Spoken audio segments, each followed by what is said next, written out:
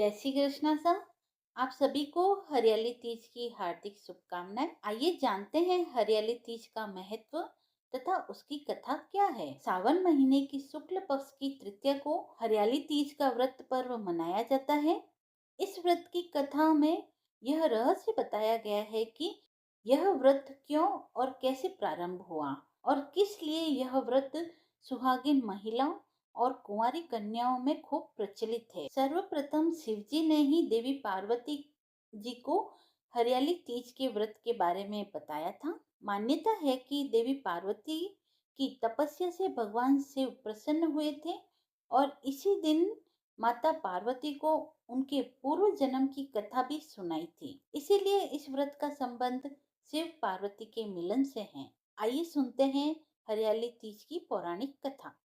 एक समय की बात है, माता पार्वती अपने पूर्व जन्म के बारे में याद करना चाहती थी, लेकिन उन्हें कुछ याद नहीं आ रहा था।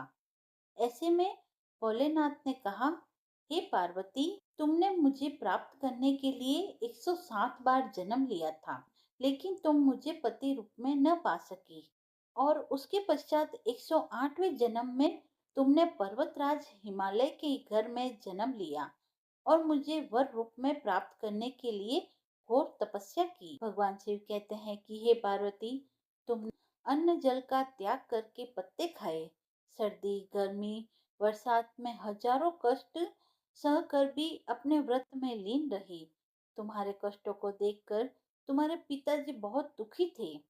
एक दिन नारद मुनि तुम्हारे घर पधारे और कहा कि मुझे भगवान विष्णु ने भेजा है। भगवान विष्णु आपकी कन्या से अत्यंत प्रसन्न हैं और वह उनसे विवाह करना चाहते हैं। मैं भगवान विष्णु का यही संदेश लेकर आपके पास आया हूँ। नारद जी के प्रस्ताव को सुनकर पार्वती जी के पिताजी खुशी से भगवान विष्णु के साथ विवाह करने के लिए तैयार हो गए। नारद मुनि ने भी भगवान विष्णु को यह शुभ संदेश सुना दिया, लेकिन जब यह बात पार्वती जी को पता चली तब वह बहुत दुखी हुई। पार्वती जी ने अपने मन की बात अपनी सखी को सुनाई। तब सखी ने माता पार्वती को घने जंगल में छुपा दिया। जब पार्वती जी के गायब होने की खबर हिमालय को पता चली तब उन्होंने खोजने में धरती पाताल एक कर दिया, लेकिन पार्वती जी कहीं नहीं मिली, क्योंकि देवी पार्वती तो जंगल में एक गुफा के अंदर रेत से शिवलिंग बनाकर शिवलिंग की पूजा कर रही थी। शिव जी ने कहा, हे पार्वती, इस प्रकार तुम्हारी पूजा से मैं प्रसन्न हुआ और तुम्हारी मनोकामना पूर्ण की।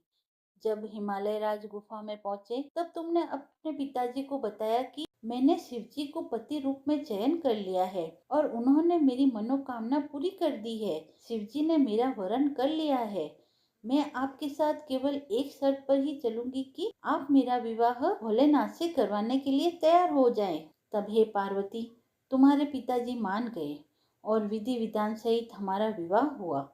हे पार्वती, तुम्हारे कठोर तप और व्रत से ही हमारा विवाह हो सका। भगवान शिव देवी पार्वती से कहते हैं, हे पार्वती, इस हरियाली तीज को जो भी निष्ठा के साथ करेगा मैं उसको मनोवांछित फल प्रदान करूंगा।